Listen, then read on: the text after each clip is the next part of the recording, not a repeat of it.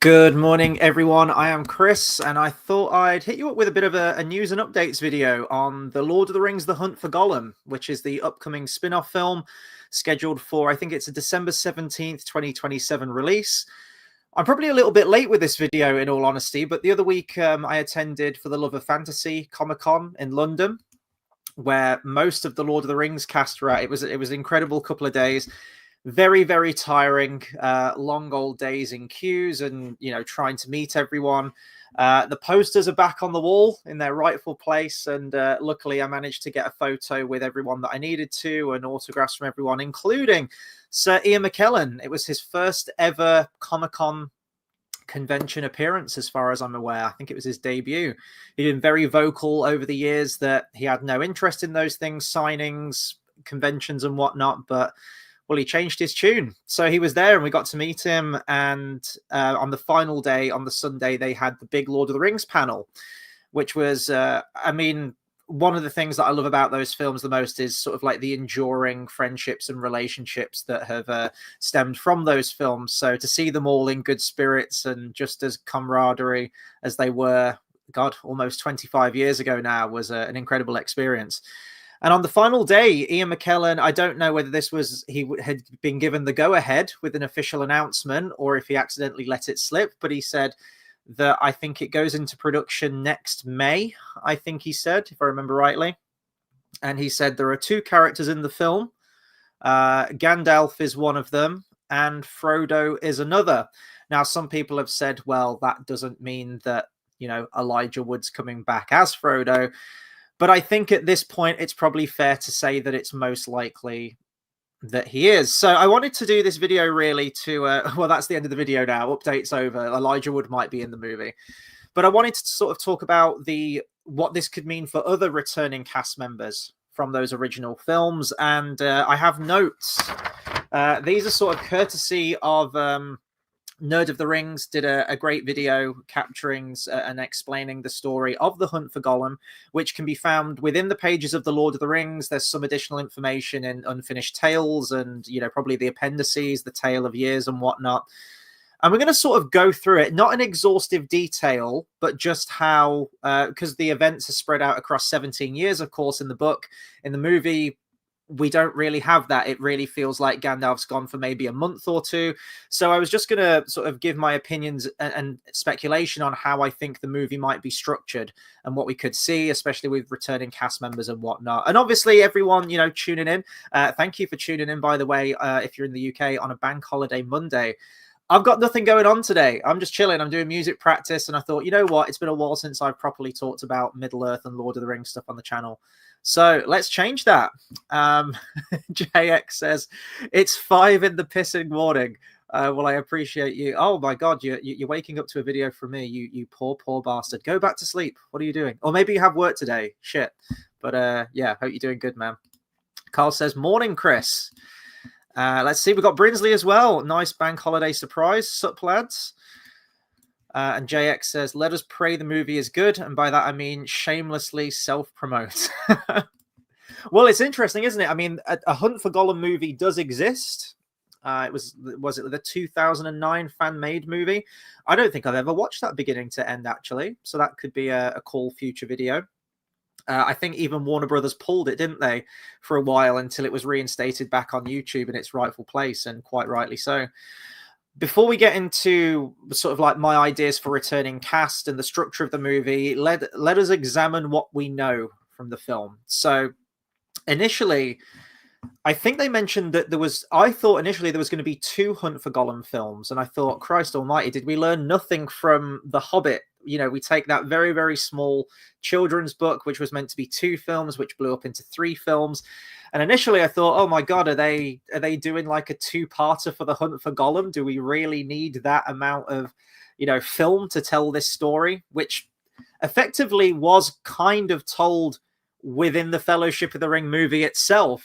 Just Gandalf says, I looked everywhere for the creature Gollum, but the enemy found him first. We pretty much get all of the main information we need, but nonetheless, we're getting probably a close to 3-hour movie and then maybe a bit longer in an extended edition version of the film. But I think it's not going to be a 2-film split. What I've from what I've seen, Philippa Boynes mentioned that, and this is a quote, "We begun to work conceptually on 2 different live-action films, the first being The Hunt for Gollum, the second one still to be confirmed," end quote. But she did mention that the ideas for both of these separate films would have the character of Gandalf in them. So feel free to speculate, guys, on what you think that second one's going to be, because I mean, I haven't really considered it, I guess. I haven't really sat down to think about what that other story could be. And not to get too morbid, but Ian McKellen is an old boy now. He's like, what, 86, going on 87, is he? So I don't know what that second film's going to be. On top of that, we know who's writing the screenplay. We have, I've just got their names up here. The screenplay is being written by Fran Walsh, Philippa Boynes, and then we have a couple of writers from the War of the Rohirrim movie, that being Phoebe Gittins and R.T. Papagiorgio. So, as far if that's the writing team, you know, Fran Walsh, Philippa Boynes, fair enough. That's the Lord of the Rings alumni. We've got some War of the Rohirrim alumni in there. Already, I'm like, well, this goose is cooked, unless they change their ways and they don't make it into another whatever War of the Rohirrim was. And of course, we know that Andy Serkis is returning to star as the character of Gollum, but he's also in the director's seat this time. It makes sense. It's actually really fun to see how Andy Serkis's career has blossomed since he was in The Lord of the Rings, where initially when he was in that sort of skin-tight suit as Gollum, he was almost ridiculed on set. People didn't take him seriously until they saw his performance and the effects work from Weta Digital. He then became second unit director on the Hobbit films, and then since then he has been directing a fair few of films by himself, and now he's finally properly in the director's hot seat for this film. So let me just get to a couple of comments here. Brinsley says, I haven't seen the fan-made movie either, but I have heard of it. It looks pretty good from what I've seen. I think it's pretty faithful to the source material, very similar to the Arathorn. What is it? Tale of... Oh God, I actually did a review of this with everything in Middle Earth. Tales of the... Oh my God, I can't remember what it is. The Arathorn movie. Anyway. Brinsley says, I'm always optimistic. I just hope they don't go overboard with the CGI. I'm surprised Ian has come back after his Hobbit experience.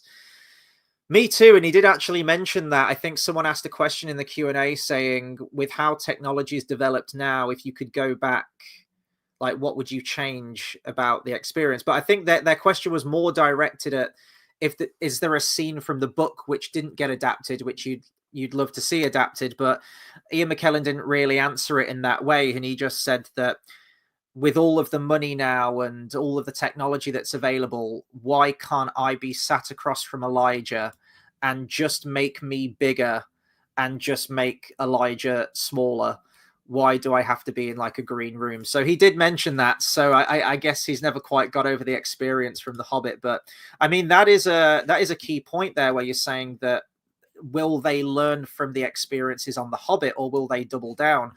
I think just naturally, this is going to be a much more effects heavy movie than The Lord of the Rings. And I know that The Lord of the Rings had a lot of CGI, but I think we are going to see, I think they might come back to sort of like orc, like actors in makeup for the orcs. Perhaps they'll bring it back to that way. This one's probably got a bigger production time and isn't as grandiose as a project as a Hobbit trilogy or a Lord of the Rings trilogy. Not to say that there isn't going to be, a lot of planning and prep time and pre-production. Of course there will be for a film of this magnitude, and clearly they're hoping that this is a big money hitter, and that's why my mind's sort of at, this is just a pure cash grab at the moment. And I think it might fall into some of those pitfalls as The Hobbit, but maybe not to the same degree, in the fact that it's going to feel very much like getting the band back together again for one last time. The Hobbit really is a story that doesn't need all of that, and as a story wasn't written with all of that extra Middle-earth Lord of the Rings baggage in the film. It was very much a separate childhood bedtime story yarn that eventually drew into the greater legendarium. And of course, the film, it was an excuse to get lots of the original cast back. Well, let's get Legolas in there because we've got Thranduil, so we can have Legolas being, his son in the film. We can get Ian Holm in there to have, you know, a framing device for the film. We can get the White Council in there, so Kate Blanchett's back, Saruman's back, and, you know, the list goes on. And I feel like this, probably even more so than that film, will fall victim to that. Case in point, if Elijah Wood is returning a Frodo, I remember being stood in the crowd watching the Q&A, and my initial question was, why? Like, why is he in the hunt for Frodo? The hunt for Frodo, the hunt for Gollum, sorry. There is possibly some grounds as to how Frodo could come into the story, but it will be nothing more than a cameo, I expect. Unless they go off page, which, well, even from the days of the Lord of the Rings films, we know they're wont to do. So we're going to discuss that a little bit now. So I think just in terms, I'm going to sort of like reel off who I think could be returning if they do manage to get everyone. And this is me just thinking like completely balls to the wall. Like, if no one is off limits, who could come back into these films from the original ones? We'll sort of start at the main hitters and then work our way down to sort of like secondary ones after that. Well, number one is Gandalf. Gandalf's coming back. Well, actually, no. Number one, I guess, is Gollum, right? The namesake. That's an absolute given. No questions, no ands, ifs, or buts. Of course, we've got Gandalf in there too. Later on, I would actually say another one is going to be Thranduil, Lee Pace. I think this is going to be their opportunity to almost have kind of this is a bridging movie, bringing in a lot of the returning Lord of the Rings cast members, but also infusing it with a lot of the Hobbit cast members as well. Because they do take Gollum to the Woodland Realm, so Thranduil's halls, it stands reason story-wise for him to be there. That's not going to be an egregious cameo. That is in the lore. That happens. But you know what they did with the Hobbit films, whenever we've got Thranduil in there, that means, well, let's hit Orlando Bloom up and see if he can come back there. So I'm sure he was clearly a bankable name for the Hobbit trilogy. The amount of scenes that he was in and his screen time blew up as that trilogy went on. So I think it's fair to say that he'll probably be showing up again as well. And on the point of that, actually, I'm thinking of the end of the Battle of the Five Armies, where they almost set up that spin-off movie side quest film where Thranduil instructs Legolas to seek out Aragorn. You know, time-wise, that's going to be weird because in the movie verse, at least, they didn't have that 17-year time jump. So the ages are kind of off for the characters. So I'm wondering if it is going to be sort of like a bridging movie between the two, if they are going to draw reference to that, or if Legolas will at least be knowledgeable of Aragorn, and then you can have that moment where the two of them meet up with each other. I genuinely think this is going to be all of the member berries and just getting the cast members back together, which is, let's be fair, is probably going to be the last time that they all share the screen or share, you know, that time with each other. And then I did think, well, if you've got Legolas, if you've got, you know, and Thranduil in there as well, does that mean that we're going to get Tariel back? Because she did survive the end of Battle of the Five Armies, is nowhere to be seen during the Lord of the Rings films, not even a mention of her. So is this going to be the opportunity to get her in there? But I think recently Evangeline Lilly said that she has retired from acting. Now, I know a number of actors that have, quote unquote, retired from acting and made a comeback. Of course, you have like Joe Pesci.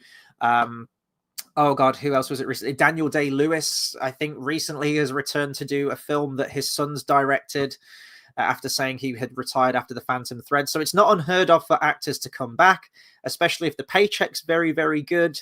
Let's hope she's just not in a love triangle this time. So that is a potential for the Hobbit returning cast members, at least.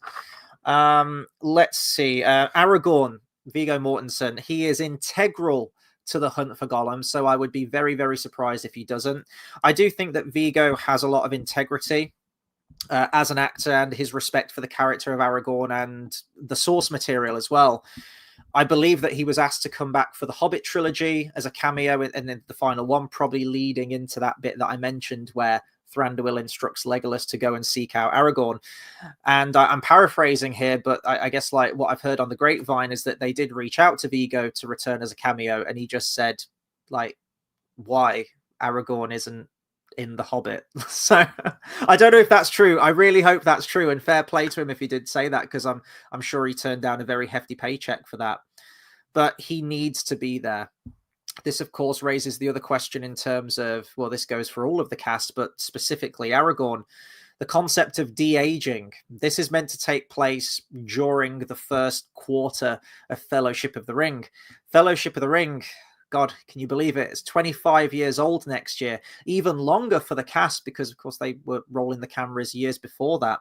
In, I think in like the late 90s, wasn't it? Like 97, 98 or something like that, they started production. They're going to have to do some kind of digital wizardry on all of these characters in order to make them look closer to the part. And we did see them trying to do that in the Hobbit films, which most people didn't like, myself included. A lot of the characters, especially, you know, like Ian Holm, Christopher Lee, Orlando Bloom, especially, had this very sort of like Snapchat filter, plasticky sheen to them, where they were attempting to digitally de-age. And I mean, the Hobbit films are quite old now as well. You know, the years keep going by. They're over 10 years old now. So I'm sure technology is probably advanced even more, especially in the realm of, you know, like deep fake technology and de-aging and whatnot. I think it's getting better and better as we go. But nonetheless, I do think there is going to be an inherent uncanny valley look to this film, and a look to the characters, because I don't think you could just have the characters appear as they are now, the actors as they appear now, because it just wouldn't work. I really don't think so. Then you're going to have a lot of stunt doubles for a lot of these characters, you know, doubles and digital doubles and whatnot, and just have Vigo and have Ian for the close-ups, of course, similar to what they did with Christopher Lee, I expect, in the Hobbit trilogy. But I do wonder if it is going to add to that just CGI glossy look, which I feel like as fans we want to try and break away from and forget about the Hobbit and how glossy it looked, because people are wanting that very tangible, very gritty, grainy look perhaps of the Lord of the Rings, where there is a lot more realism on screen in terms of prosthetics and just not as much digital artistry, I guess, going into it. Let's go into a couple of comments here real quick. Carl says, it's going to be difficult to recapture the magic these original films had. Wasn't Jackson involved with the Rohirrim? And I remember you didn't enjoy that. I think he was just like a producer on that, wasn't he? If I remember rightly. Oh, not even that, apparently. I think they just sort of like slapped his name on there, got him at the red carpets and whatnot in order to bring people in, like, oh, this is a continuation of Peter Jackson's Lord of the Rings. And I mean, I'm checking on Wikipedia here. His name's not even attached to it. I think he's probably an executive producer, but he's not even an actual producer on the film. He had no input in the story or the screenplay, and of course he didn't direct it. So I think that was very much divorced from him. But I do think that Peter Jackson is having an input in The Hunt for Gollum, in an actual producer's role, I think. So yeah, we'll see. Tradable Jack says, Andy Serkis was awesome in Andor. Hope he'll do his best in the new Gollum movie. Oh, I have no question of any of Andy Serkis's acting ability or directing. He hasn't made many great films, I must admit. Didn't he direct like the second Venom film? Let's just have a quick look at his filmography, actually, in terms of what he's directed. I feel like he's just sort of been taking on any project just to like bolster his portfolio, I guess. That's what I get the impression of. Let's just see if there's a list somewhere of all the films that he's directed. There probably is. I mean, I don't want to be looking for it too much here. Oh, here we go. So he did Breathe in 2017, which was it like a guy who gets polio, I think, wasn't it? Was it the first guy who contracts polio or something like that, starring Andrew Garfield? I did watch that movie. It's an all right drama film. It just didn't really stay with me. He directed the other live action version of The Jungle Book, which came out around about the same time as Disney's live action Jungle Book. That was on Netflix, wasn't it? I didn't particularly care for that one, I must admit. In 2021, he directed Venom, Let There Be Carnage. And apparently he's... is this already out? It's in production, apparently. He's doing a production of Animal Farm, which is an animated adventure comedy film. So pretty big cast in that one by the looks of it. Looking forward to that. I don't know if that's released yet. Apparently it was released in June. Okay, so there you go. That's his other film. So take that for what you will. His films seem a little, genre-wise all over the place. I don't think he's really found his identity yet as a director, but I'm sure he'll do a perfectly serviceable job of directing the movie. It's just a question of the writing, and it's how much it captures the spirit of Tolkien and the actual story that Tolkien's telling. Brinsley says, I hope they learn. I feel like they will have more time to make this work for definitely. They definitely rushed the Hobbit trilogy. Yeah. There's going to be way more production time on this one, and it being just one movie, I don't think it's going to be as much hassle that the trilogies were before it. Let's get to it then. So, other characters that might return. So they're the main ones, I would say, and of course Legolas. I'm reaching a little bit there, and Thranduil and whatnot. During Aragorn's travels in his hunt for Gollum, where he's bringing Gollum eventually to the Woodland Realm, his path takes him, he skirts past Fangorn, and then he makes his way north through Lothlorien. Does this mean we could potentially get Cate Blanchett back again? Because the characters did meet in Fellowship. There's that moment in Fellowship where she says, we will not meet again. And it's this really, I mean, she is ultimately his mother-in-law, right? No. Is it? Wait, yeah, no, I'm right about that, aren't I? I think, yeah, Galadriel is his mother-in-law. No, it wouldn't be mother-in-law, would it? No. Related to in some way, I think. Yeah, I'm trying to think of the family trees here. Yeah. No, okay, Galadriel is Elrond's mother-in-law, so yeah, it's linked somehow. Anyway, it's very early for me to think about Tolkienian family trees and who's joined together through marriage and whatnot. But there is grounds there potentially for him to make a pit stop at Lothlorien. If we're going with that, the idea of them just bringing in people, as many as you can think of from those films, there is a possibility there that we could get Cate Blanchett back in there, and by extension Celeborn, although of course I know that Celeborn wasn't in the Hobbit trilogy. I guess the main draw is Cate Blanchett and no one else. Does also mean that maybe if we're heading to Lothlorien, we could get Haldir back, we could get Craig Parker in there. He's great, by the way. He's if you get the chance to meet him in person at a convention or whatever, he is one of the most chillest guys. So much energy. We'll have a conversation with you. He's brilliant. We could probably get Haldir in there again. Let's see. And then going back to sort of like the Elijah Wood side of things, there are moments where Gandalf does periodically return to the Shire to check in with Frodo. However, I don't see that happening in the film. And I'm going to go into that in my my discussion on the structure of the film and whatnot. I don't think they're going to keep stopping and starting the film where once Gandalf's out on his hunt for Gollum, like the film needs to continue with his hunt for Gollum. There's his hunt for Gollum in the book and the appendices is very sort of stop and start. It's very fragmented. He'll leave for a couple of years. It's sort of like hit a wall in terms of his search. So he comes back to the Shire to visit Frodo again and spend some time there just to clear his head. And then he'll go out again and come back. And this happens over the course of the first few years, of course, taking place over a 17-year time period. And I don't think you're going to have that. But so I personally think that Elijah Wood is going to serve as the framing device for the film, similar to how Ian Holm did with the Hobbit trilogy. I think the opening scene, if we don't get some kind of prologue again, maybe, which they're likely to do, but once we actually get into the course of the narrative, I feel like Elijah Wood, Frodo's character, is going to form the basis of that framing device initially.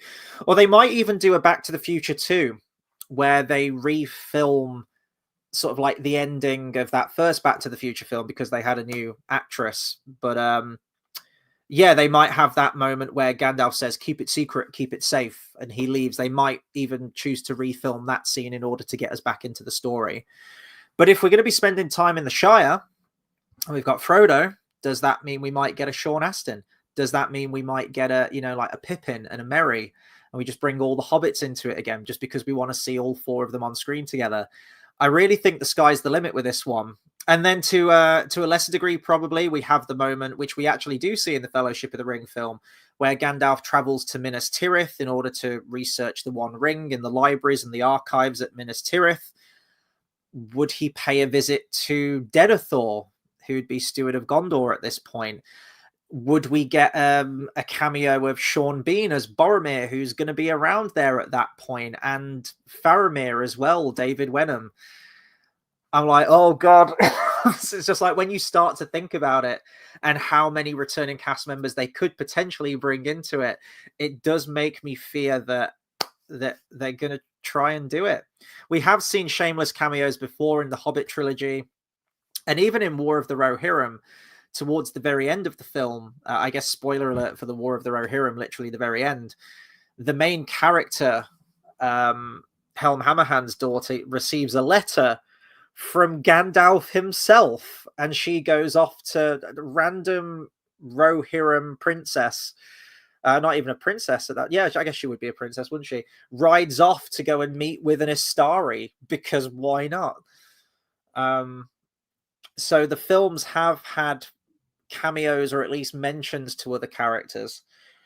There is a moment where, as Aragorn makes his journey, I don't think he goes through. I think he goes through the realm of Rohan, but it doesn't take him through Edoras. But I am worried, like, oh God, please don't say we're going to do like CGI Bernard Hill, or you know, I hope we don't go down that route, because I think that is going to be, yeah, not so great if we go down that route. But this film's probably going to be about 2.5 hours, 250, something like that. We might even get an extended edition, perhaps, that will take it over 3 hours. So we've got a lot of time to play with. And really, in the grand scheme of things, there's not a massive story to tell with this one. It's sort of broken up over many years, a very, very staggered search, which takes them down sort of like many dead ends and many cul-de-sacs, and eventually leads to, you know, what we know from the actual films. Let's just go through a few more comments here. JX says, most important behind the scenes question, there is one exceptional individual employed by Weta Workshop, so driven and motivated by determination, his continued presence is all but essential. If this talented and passionate Homo sapien does not return to help construct and oversee the creation of practical specialized effects, as well as the digital computer generated imagining throughout, oh, sorry, I thought there was more to that there. Yeah, Richard Taylor. He's a very verbose individual, isn't he? But his impact on the Lord of the Rings films and his creativity and ingenuity is, you know, absolutely paramount to the help of the success of those films. So yeah, would be great to see him come back. Maybe not on the behind the scenes, though. I tend to always skip his sections of the DVDs. He has a very, I mean, we joke about this, the way that he talks, it's very slow and feels like he's attempting to reach a word count on an essay. It's just, yeah, I can't. I have to skip past those sections. I'm sorry. Lovely guy, absolute fucking genius, but yeah, I just can't. Brinsley says, I would honestly be happy if Orlando didn't come back, though. Agreed, but if Thranduil's there, you best, and especially if Aragorn is showing up to Thranduil's halls with Gollum, like, they're gonna have Orlando Bloom there. There's gonna be a moment where those two characters talk, or they'll refer to that stuff that was set up in the Hobbit films, maybe, because we have to remember that this is taking place in the movie verse. And I have to keep reminding myself of that. I'm like, but in the book, you know, I'm not going to say I'm a complete book purist. I realize that things do need to be changed for adaptation. And we're going to go into that in a second in terms of the structure of this film and how I think they are going to have to rework the source material to make a standalone movie out of it. But I think you've got to stay true to the spirit and as accurate as you can within reason. But I think it is going to give them that, you know, they kind of did this for The Hobbit as well, because Thranduil's in it, and people were like, well, why is Legolas in here? He's not in the movie. People go, well, you know, Thranduil is his dad, so it gives us grounds to include Legolas in there. And I'm like, I suppose it does, but should you? It depends if it works for the story, and they are undoubtedly, if it gives them a chance to reunite two of the three hunters together in the film, Oh God, you watch. They're going to try and get Gimli in there as well. Oh Lord, have mercy. Right, let me just finish off these comments, and then we're going to get into the structure of the film. I'm just trying to find out where I got to. Yeah, Brinsley says really interested to see how it plays out and will fit in with the trilogy. Yeah, JX says one thing I hope they don't do that's in the book is try and crowbar a 17-year gap in Fellowship. Okay, that's a good jumping off point in terms of the structure, because as you said, yeah, this over the course of the book from when Gandalf leaves, which I think is in 3001, he doesn't come back until 3018. It's a 17-year gap that he has gone for. And when you watch the movies, it really isn't that long. It's quite funny, actually, when you rewatch Fellowship with knowledge of the entire trilogy and geographically where all of the characters ultimately end up, because you have Gandalf leaves the Shire, we have a quick shot of Barad-dûr being constructed and Gollum shouting Shire Baggins, and the Ringwraiths ride out of Minas Morgul. The very next shot is Gandalf riding to Minas Tirith. He has made it from the Shire to almost all the way across Middle-earth to Minas Tirith within like a scene gap. So because of that, when we watch the film, we're not really thinking of the ramifications of that and everything that happened in between. We just think that, oh yeah, Minas Tirith's on his doorstep, because we feel like the runtime passing in the film equates to almost like the time traveled at the character a little bit, unless we get some kind of traveling montage, which of course we don't get in that film.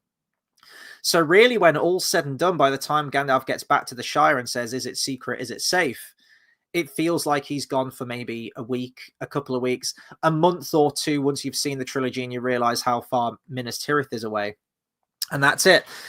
As a result of that, I feel like the film from back then has sort of hamstrung themselves, really. I don't think we're going to have that 17 years. And I don't think there really is an effective way to show that in a standalone film. Because if you think about it, you'd have a couple of scenes, and then you'd have like a voiceover or a text prompt at the bottom which says 4 years later, and then you get another handful of scenes, and then it'd be like, oh, 7 years later. I don't think they're going to structure it like that. And I wouldn't like the film to be structured like that. I feel like it would be all over the place. It would feel like that the film is like a Cliff Notes film, despite of how loyal it is to the dates and the time laid out in the Tale of Years and the appendices.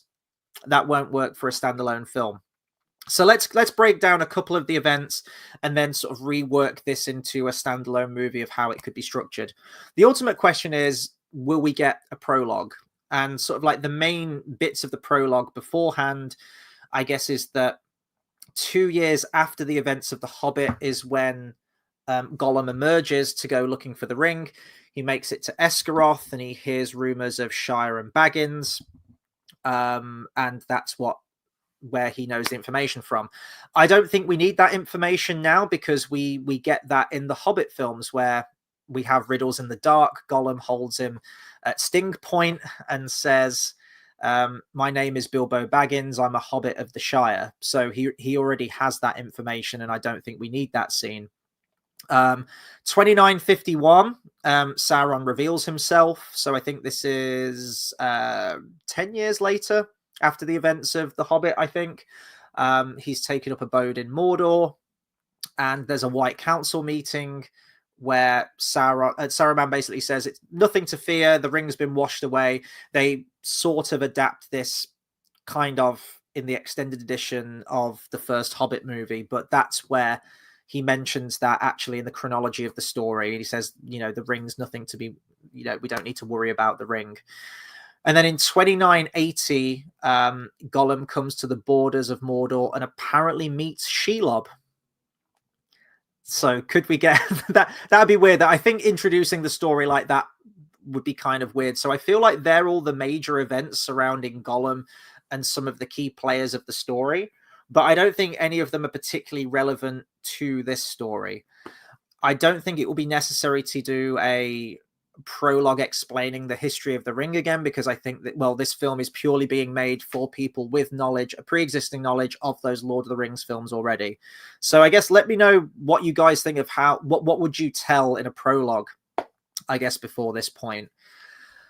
So once Gandalf leaves in Fellowship, keep it secret, keep it safe, and he exits Bag End, Gandalf goes to meet with Aragorn, and that's where they initially begin their hunt for Gollum. And this is going to be, the start of our movie, I think. Now, this is where I think we're going to have to deviate from the structure of the years of the appendices of this actual story. 3 years later, Gandalf comes back to visit Frodo. So he's gone for 3 years with Aragorn. They're trying to plan their search. How is he going to meet Aragorn? Well, I think they actually do this in the fan film, because JX, you mentioned this to me the other day. I was thinking, where is Gandalf going to meet Aragorn? And I thought, it's going to be the prancing pony again, isn't it? It seems to be, and I mentioned this to JX as well, that it feels like the prancing pony is the cantina bar of Middle Earth. It should just be this incidental bar, this incidental inn, but it needs to be like the fucking linchpin of everything. So we, of course, have it in Fellowship of the Ring. In the Hobbit films, we have the chance meeting between Gandalf and Thorin there. And I just think, iconography-wise, how is Gandalf going to meet Aragorn? He's going to walk into the prancing pony and sat in the exact same corner with his hood up, smoking the pipe. You're going to have him in exactly the same pose. Surrounded by fog. They're probably going to recreate that bit where, like, the glow of the pipe and his eyes and everything. It's going to be this mysterious big reveal, because then he's going to throw the hood off and the audience is going to be like, oh my God, it's Viggo, he's back. Applause, applause, applause if you're in an American cinema. Of course, in Britain, we sit silently in appreciation of the film. I think that's probably how he's going to meet him, and he's going to pitch that they need to go on the hunt for Gollum. I don't think you're going to have these moments where the trail goes cold and Gandalf comes back to Frodo, because that would be pointless. We've just spent time with Frodo at the beginning of the film. We need to get on with our adventure now. Interesting, though, I think this scene could actually be potentially pretty good. So 6 years after the hunt has begun, at this point, Gandalf's gone his separate way. He's sort of bombing off doing his own thing, and Aragorn's bombing off doing his own thing. But Aragorn visits his mom for the last time, Gilraen, and I think that would be actually a potentially really, really poignant scene to include, because if you've got the extended edition of Fellowship of the Ring, there's the moment where he goes to his mom's grave, or like a memorial to her, where he's the statue and he's sort of tending to the tombstone and sweeping it of leaves and everything. That's a really nice scene in the extended edition. Not probably really completely necessary to the story, but it's one, having watched the extended editions a bunch of times, that I really come to appreciate. So I think having some grounds of that could be really good for Aragorn's character during this, especially if we're giving him a lot to do and we want to break away and do some other stuff that isn't just hunting for Gollum all the time, despite that being the title. It's a bit of a stretch. I could see them missing it out if they want to keep it focused on the story, but nonetheless, I think it could be a really, really good character moment for Aragorn there. And that does happen in 3007, 6 years after the beginning of the hunt for Gollum. And then in 3008, so 1 year later, Gandalf makes his final visit to the Shire. As I've mentioned before, I don't think we're going to get those constant moments of Gandalf coming back to the Shire and touching base with Frodo. Like, I think it's just going to be superfluous. I think we just need to get Gandalf and Aragorn out there on the journey and keep it focused on that. And then in 3009, Gandalf and Aragorn renew their search, and pretty much from that point onwards in the chronology, they are hunting for Gollum all the time. So I think we are going to skip out those initial first like 8 or so years and just get straight on with the actual quest. I think that's probably going to be the best way that you can adapt it for a movie, so it doesn't feel as disjointed, and it feels like we're actually continuing the the pacing of the film and the momentum of the film and just keeping it going.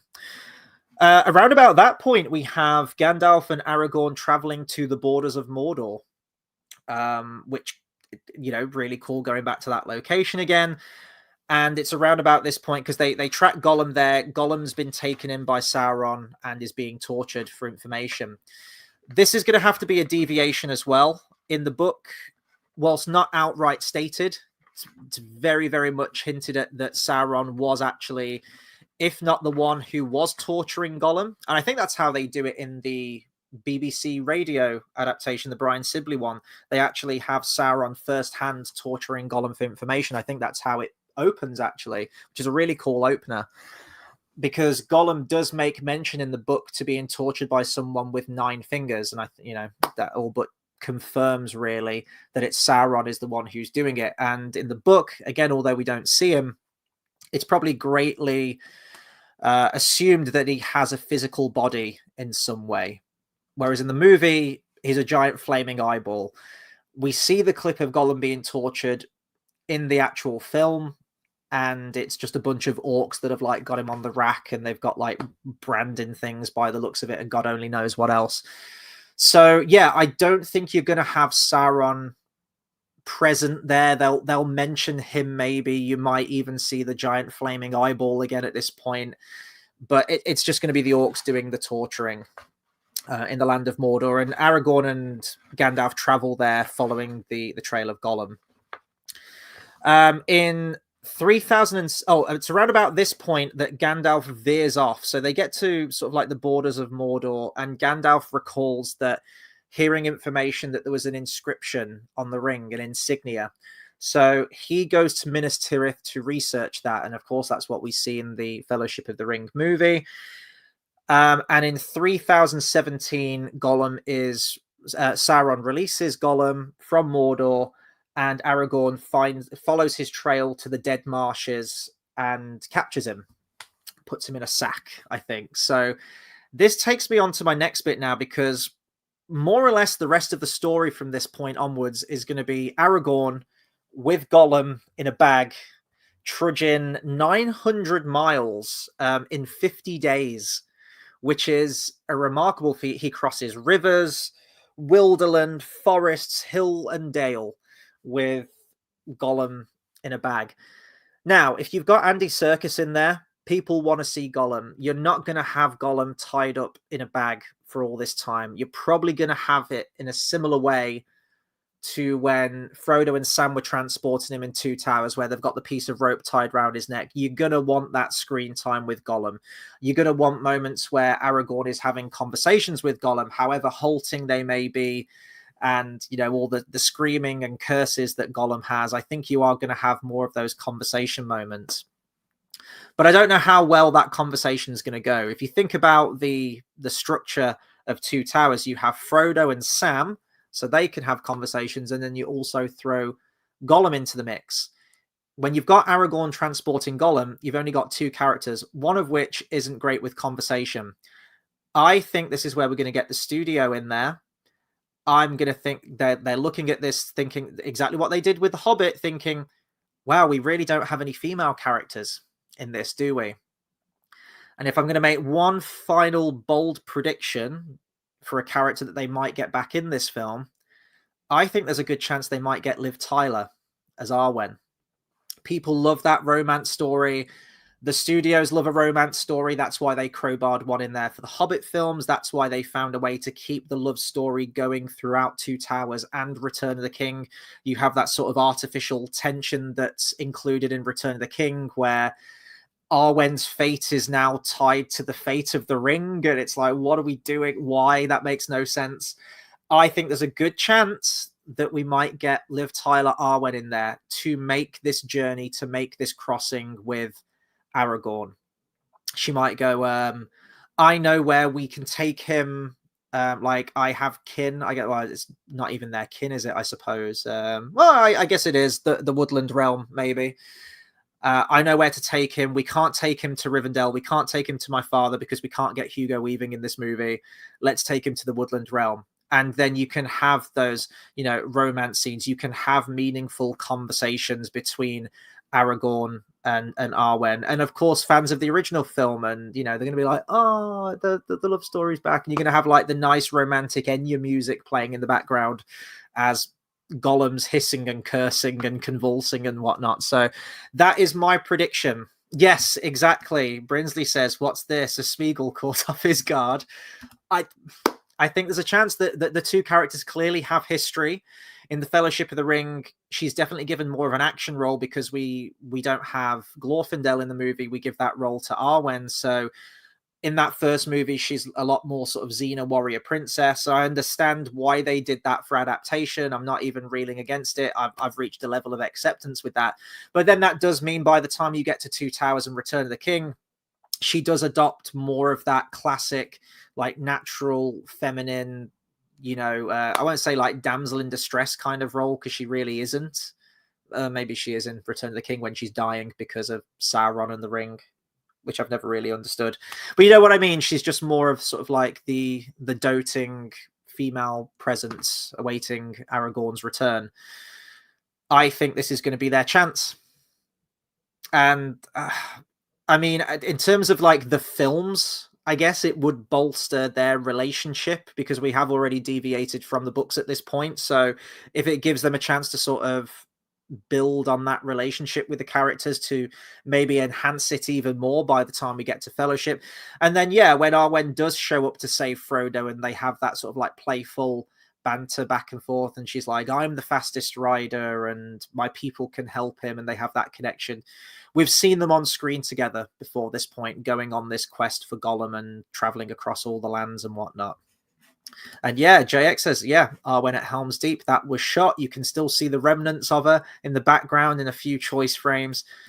That is my prediction. I mean, if you're going to get any female characters in there, I'd rather have it be... I guess what I'm saying is I guess I'd rather have it be Arwen in the film than creating a new character that's been put in there to fulfill some kind of like agenda or something like that breaks the law, and it's a girl boss character that they just throw in because we need one, because we want to take away some of that agency from Aragorn. I would prefer it to just be Aragorn transporting Gollum, but I guess if we are going to have to make those compromises from the studio saying we need a female character in there, the way that I would go would be to have Arwen in there, because there's already that history with her and Aragorn.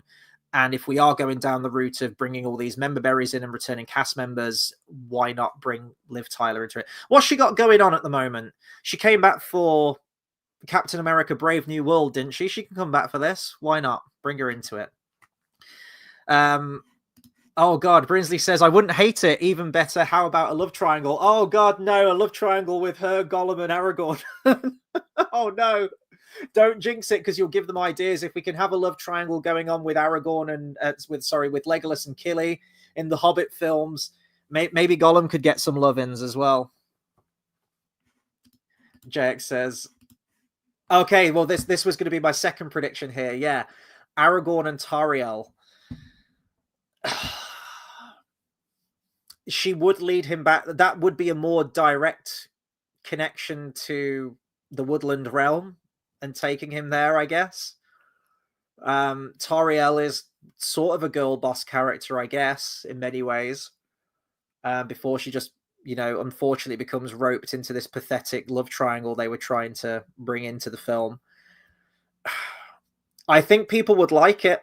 I honestly do. But at that point, like, you're throwing Aragorn and Tariel into the mix, two characters that have never had any history together, a completely fictional elf character that was created for the Hobbit films. I mean, if Liv's busy, I guess I'd rather see Tariel than a brand new character just thrown into it out of the mix that's essentially going to fulfill a Tariel-like role. But out of the two, definitely Liv's the way to go, right? That's a no-brainer if we have got to get someone in there. This could be a potentially cool scene if they do adapt this. This is where you're going to need a good stunt double or body double for Viggo in this scene.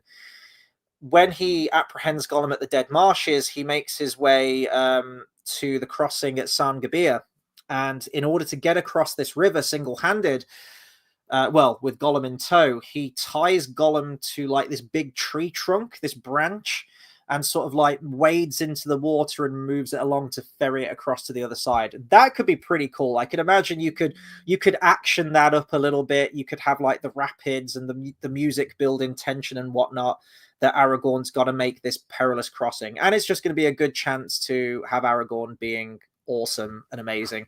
If you are throwing Arwen into the mix, then that's going to change the dynamic as well of the action scene. It's going to be more intense. Maybe she makes it across to the other side, or maybe he makes it across to the other side and she gets swept away.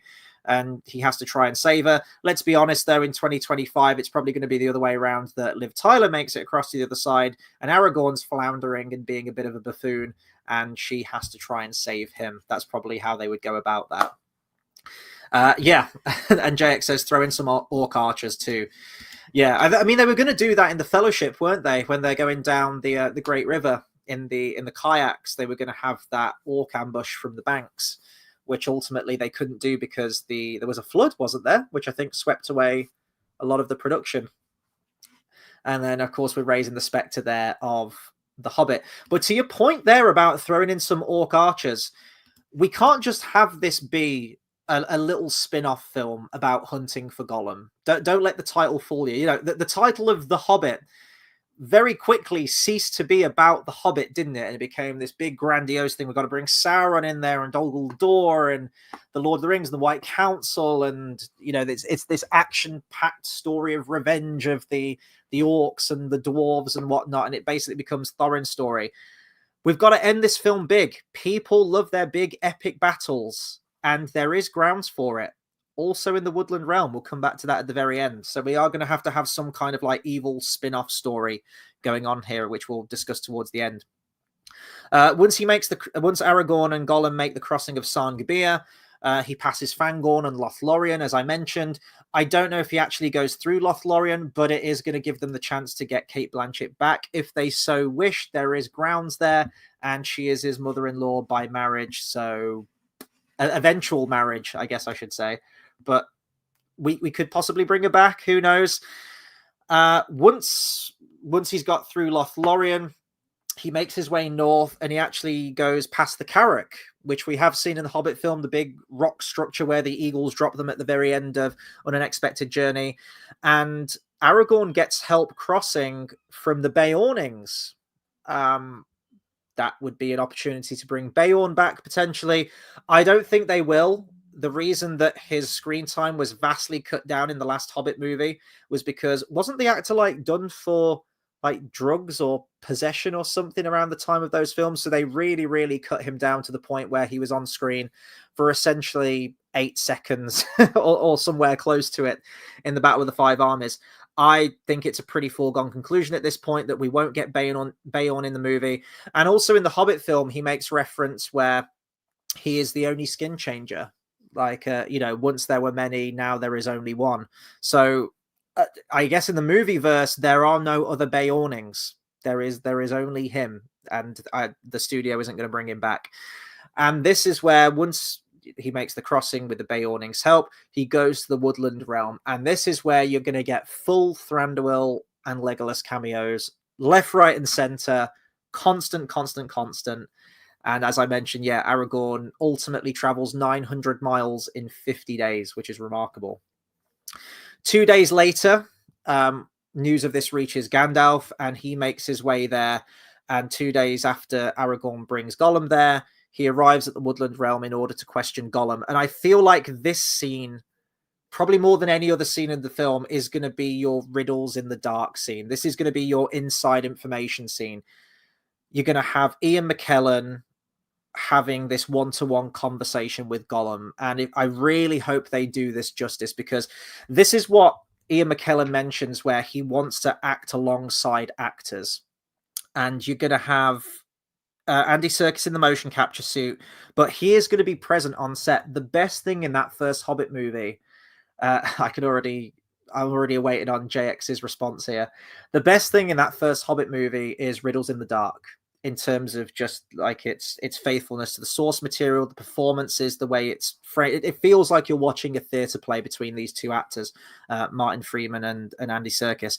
And I think that this is going to be their opportunity to do exactly that. Right around this time, so 3018, Gandalf returns to Frodo, having completely confirmed that the ring that Bilbo had, and now that's in Frodo's possession, is the One Ring. And that's where we snap back to events from the Fellowship of the Ring movie, and the rest of the movie plays out. However, I mentioned about a big, bombastic, battle-filled ending here. So what do we have? During this time, around 3018, you have the Woodland Realm being attacked by Dol Guldur orcs. And in the attack, in the confusion, Gollum is able to escape from the woodland realm. You're not just going to have a little skirmish. This is going to be their opportunity to end big. You need a big battle scene in there, right? If you're going to do a Lord of the Rings film and it's just a little yarn about Aragorn and Gandalf searching across the land and bringing Gollum to the elves for a little bit of a conversation scene at the end with Gandalf and Gollum, that ain't going to cut the mustard. We need some swords. We need some swish, swish, swish, swish, clang, clang. And we technically do have grounds for that. We established Dol Guldur in the Hobbit movies, so that's a location already known to us. Orcs mustering in there. Now, you're probably not going to have Sauron there because, of course, he's fled. He's already set up in Mordor. But you could maybe get some of the ring wraiths. You could get, let's be fair, it's probably going to be the Witch King if they do this, but you could maybe get like Kamul in there, or at least one of the ring wraiths set up in there as the warden, if you will, or the lieutenant, sorry, of Dol Guldur, who takes Sauron's armies and sends them forth to Thranduil's realm. That would be interesting as well in the movieverse because Thranduil is a very reclusive character. You have Tauriel, who constantly says, you know, we should take the fight to Dol Guldur, and he's like, nope, just keep our lands protected. We will endure. We just need to keep repelling them when they show up. We're not going to launch a full-scale assault. I'm not going to endanger my people, essentially. This would be a huge battle that rocks up to his doorstep, where he does have to step up. Of course, he doesn't die. This could, if Tauriel is in the movie, this would actually be a good place for Tauriel's character to die, potentially, in order to explain why she isn't in the rest of the events of the Lord of the Rings films. But you could end with a big battle scene there and Gollum escaping. And then the question is, like, how do you end the movie? Do you do what the Battle of the Five Armies did, where you have it tying back into the films? So it ends with Frodo walking back from the pub and, walking into a dark, deserted, papers blowing everywhere, Bag End. And is it secret? Is it safe? Cut to black. I don't know. I don't know if they do that. Maybe that's a bit too of an abrupt ending, but it would almost certainly end with Gollum, I think, in some way. And where would he go from there? So he starts following them for 3 days before they get to Moria, isn't it? I think. So I guess you just need some kind of very similar, probably to the ending of Two Towers, where he's muttering to himself and his plans, and he's gonna track down Bagginses, and he hates them forever, and something like that. Maybe, I don't know. Let's go back to some comments because I've been waffling on for a while. So that pretty much ties up all of my thoughts on this film, really. So just coming up to an hour, we'll probably round off in just a second. I want to keep this relatively short as I can when I'm talking about Middle Earth stuff. What did I get up to with the comments here? Yeah, Carl says, if Chris was directing the film, what is your perfect version of this film? Well, I guess I've just explained that in exhaustive detail. I suppose I know that comment was from earlier. So, yeah, I guess to summarize what I've just got into, I think that if they are wanting to bring loads of original cast members into it, I think they have a perfect opportunity with this one, which might be reason as to why they picked this project in the first place. A lot of us were kind of scratching our heads thinking, well, why The Hunt for Gollum? There's probably way more interesting stories that you could tell in the realm of Tolkien's universe, but this one makes sense from bringing all the cast members back together. I do think that the studio is going to step in. I don't think you're going to have Aragorn doing all of this on his own. I think he is going to have an accomplice throughout all of this, if you will. And I think if they are going to do that, the way to go about that is to probably try and bring Liv Tyler into it, maybe as a compromise from the studio and what they want. But it's still making sense within the context of the story. And yeah, I think they're going to end with a big bombastic action scene. I don't think this is just going to be I won't say relatively uneventful side quest, because of course it is immensely important, but they're going to want to try and dress it up with all the Lord of the Rings isms that we've come to expect, that being the cast members, that being big, sweeping, epic battle scenes and whatnot. So yeah, Howard Shore potentially returning to do the music would be cool, to get those, those themes that we've come to know and love, and some new ones in there as well. Hearing Gollum's theme would be great to hear throughout. And I don't know if you'd want the Fellowship theme, but some kind of like Aragorn theme. Maybe that Gandalf leitmotif that he came up with for the Hobbit films would be nice to hear. So, I mean, I don't know if he's coming back to do the music. They usually bring the composers in fairly late in the game. And I mean, this thing hasn't even started filming yet. This is filming next year, sort of like May kind of time, I think they said. So JX says if they weren't making this movie and we were going to embed the fan film into Fellowship of the Ring, we probably would have the Bree shots with ones from the movies. Yeah, you could definitely intermingle it. And I guess from a fan editing perspective, if this film does look pretty good, I think it's going to look very digital. I think it's going to have a very different look from the Lord of the Rings films. I think visually it's going to be completely divorced from it, not to mention the actors looking rapidly older despite all of the technical wizardry that they're probably going to try and do to de-age them. There is an argument to be made here that you could make a super extended cut of Fellowship of the Ring, and you could get some of these Hunt for Gollum moments in the film, which would completely bog the film down and turn it into something completely different from what it is. And you already get all the key information relayed to Frodo anyway in the film, but there is potential there, right? So we'll see what happens in I guess it would probably be 2028 at that point, but God, 3 years later, it'll soon come round. Brinsley says, stop giving them bad ideas. Oh God, could bring back the mouth of Sauron. I mean, at that point, shit, just go for broke. Like, if they get to Mordor, I don't think they want their presence known when they get to Mordor, though. That's the thing. Mordor certainly wouldn't welcome... Well, they don't really know Aragorn at that point. They don't realize that he's the Lost King. He hasn't revealed himself yet, but they certainly won't let Gandalf into the kingdom. Not willingly. As a prisoner, maybe, but... you could have, like, a Monty Python scene where they get to the Black Gate of Mordor and you just got the mouth of Sauron peering over like, who is it? I can't do a French accent. Now go, or I will taunt you a second time. JX says, I'll have the guy from Mad Max 2 and 3 be the one who tortures Gollum. Yeah, there you go. Yeah, Mouth of Sauron. Get him in there. He's got a wonderful smile, hasn't he? Mouth of Sauron. He's great. Let's see if I mentioned everyone's comments. I think so. Oh God, baby Beorn. It's going to be a big hit. I mean, he does have a kid. Beorn does have a kid in the book. It's his name Grim Beorn, I think. So he is mentioned in the Fellowship of the Ring book. Grim Beorn. He has heavy tolls apparently for crossing his borders. So, but he is the only one. Unless, Beorn has immaculate conception. It was the way of the Force. It was the way of Eru Ilúvatar. Let's see. Yeah, JX says it better be Kamul. I mean, I don't know if it'd be cool fan service, I suppose, if they mentioned Kamul by name, because the only named the only named ring wraith that we have in the movie is Witch King, and I don't think that's his Christian name, to be honest, but yeah, Kamul the Easterling. Could be interesting.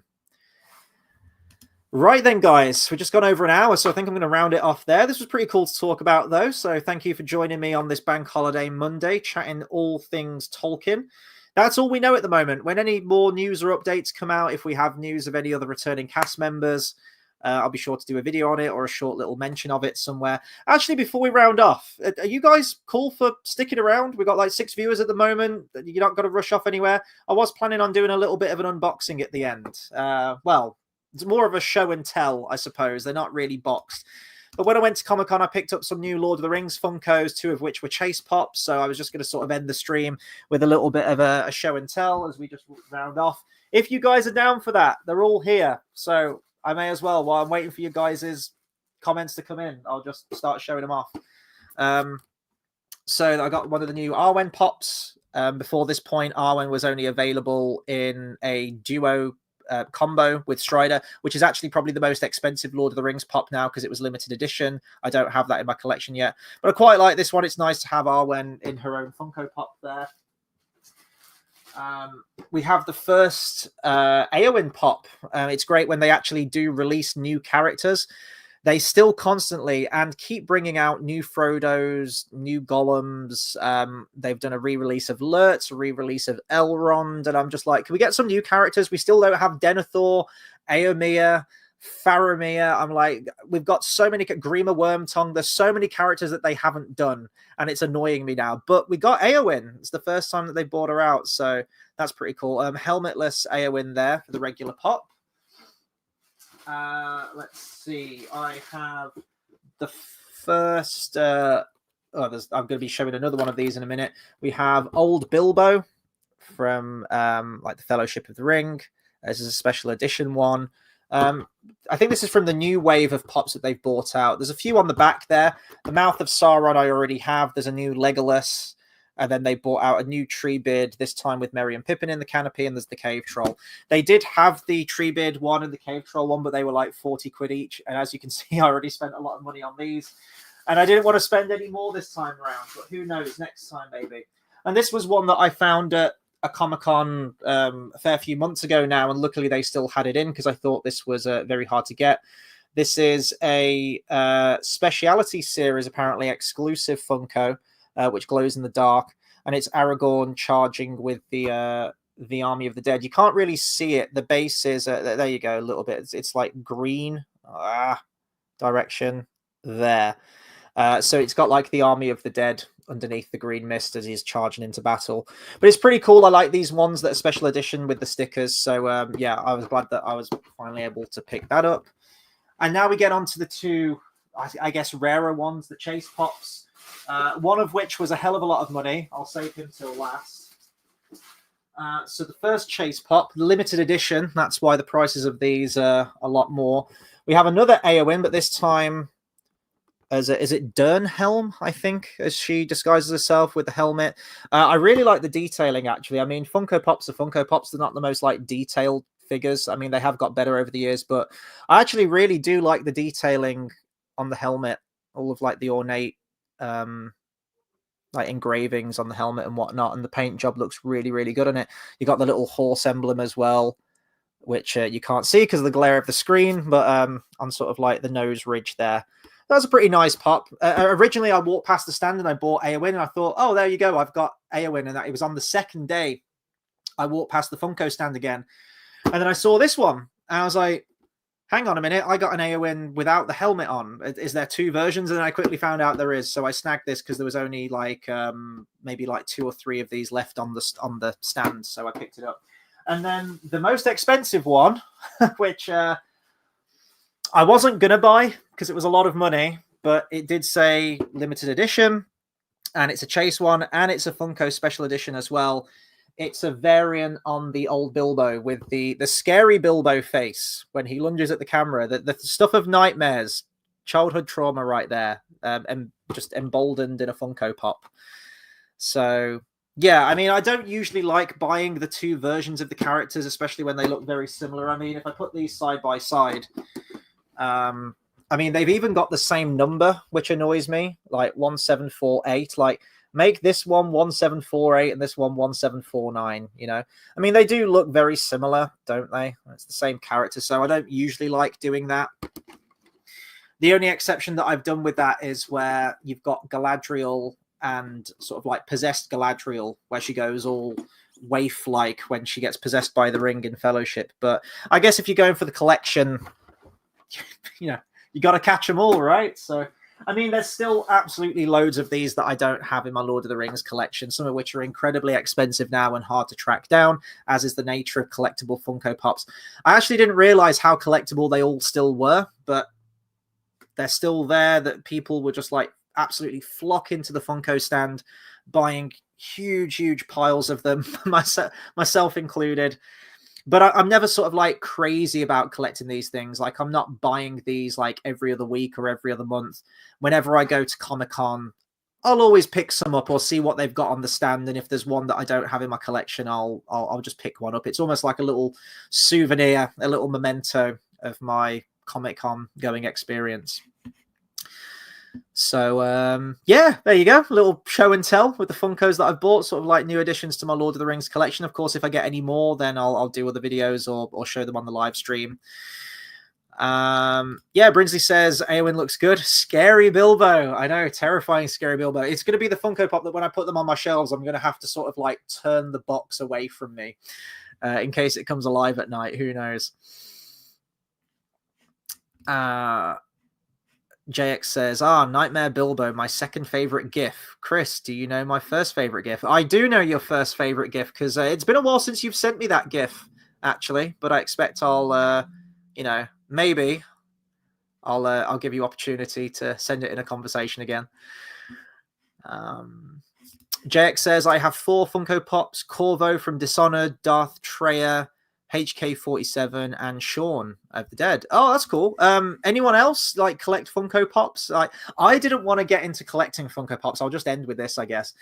I never wanted to collect Funko Pops. Like when they first came out, I saw all the different variants on all the Star Wars ones. You know, you've got Luke Skywalker in Rebel outfit, in Bespin outfit, wearing goggles, without goggles. And I thought, oh my God, there is no way. Like if anything comes out in a collection that's numbered, I'm screwed because I know what I'm like. I'm an impulse buyer. If something's numbered, the OCD in me will want all of the numbers. So for years, I just thought, you know what, I'm not going to get into collecting them. And I wasn't collecting them. I stayed true to my word. And then at the time, it was a number of years ago now, my adoring ex for Valentine's Day bought me Aragorn, Legolas, and Gimli. And I could have ended it there. I could have just had the 3 hunters. But this started something. And now my whole bottom shelf is taken up by Funko Pops. They've spread to my DVD shelf, on top of my DVD shelf, sprinkled strategically all the way down. I've got some on the floor down there that I bought from my last trip to Comic-Con, which I don't have space for. And now I've picked up 1, 2, 3, 4, 6 of these. Just, yeah, help me. It's a sickness. Brinsley says, I don't have any Funkos, but I do like the details, especially the newer ones. Yeah, the newer ones look really good. Especially if you go back to like look at the old ones, how basic they looked with sort of like the just the paint job on them, the detailing, and the eyes as well looked kind of different on them. So yeah, I mean, they're getting better. And I'm only going to collect the Lord of the Rings ones. That's all I'm getting. I'm not getting any more. Right then, guys, let's round off there because it's bank holiday and the gym closes at 1 and it's 11:30 now. So I've got to get myself down there. So thank you to everyone that's joined me on this bank holiday, or even if it isn't a bank holiday. JX, thank you for tuning in. I will be back in 2 days' time for the next Studio Ghibli review. That's going to be me and Dale on that one. And we are talking about... Which one are we talking about? I should know. I don't have an extensive knowledge of the Studio Ghibli films, I'm afraid. Let me just bring up a quick list of them for anyone who cares. But we'll be going live at about 9 p.m. on Wednesday. We will be talking about... I think there's one that I've heard of, actually. Whisper of the Heart. We'll be talking about that one. Whisper of the Heart, 1995. So hopefully see some of you on that one. And yeah, once again, a big thank you for everyone who's tuned in today. I will catch you on the next stream. Take care, everyone.